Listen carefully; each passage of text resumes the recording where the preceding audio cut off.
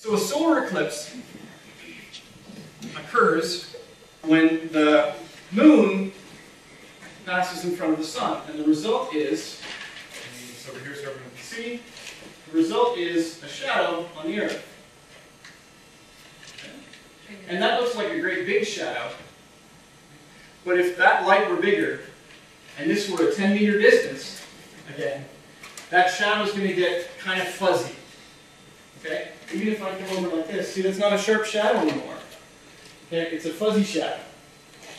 And so what happens is we get the fuzzy outer part of the shadow, which is called the penumbra, and then we have the full shadow in the middle, which is called the umbra.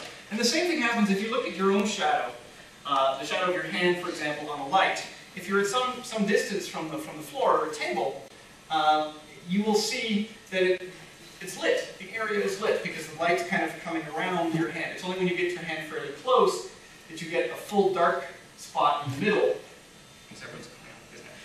Full dark spot in the middle. And that's the umbra, and the sort of the partial shadow around the edge is the penumbra. So from the surface of the Earth, if you're looking at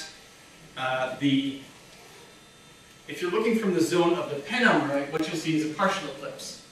Okay, so the moon won't fully cover the sun. The moon will only partially cover the sun. If you are looking from the zone of the umbra, then you will get full coverage. So what that looks like if you have a full total eclipse is you'll see something like this. Okay? But what you see is the moon covers the sun. They're conveniently about the same size. The moon covers the sun, and you can see this region of hot gas around a super hot gas that's flying off the sun and plasma. It's called the corona. So that becomes visible when the moon passes in front of the sun. Now we also said that the distance between the moon and the sun changes over time. Right? It's elliptical. So sometimes the moon is far away and sometimes it's close up. When the moon is close, you get a really long eclipse because you get a nice big fat umbra. And in fact, this July, I think, is the longest total eclipse of the century. Okay, it's 6.5 minutes or something. If you happen to be in China at the time. In 92, we saw an eclipse when the moon was at apogee, or near apogee. It's farther out. Okay? And because it's farther, the moon looks just a little bit smaller. And because it looks a little bit smaller, it doesn't fully cover the sun. Okay? So we get what's called an annular eclipse. Okay? Because what we see is a ring of light around the moon. One of the things, when you're looking at the moon, and this always kind of freaks me out, because you can see quite a bit of detail on the moon when you're looking at it. Right? Just with the naked, you see a full moon, you can see these sort of light patches and dark patches and little bright spots and that sort of thing.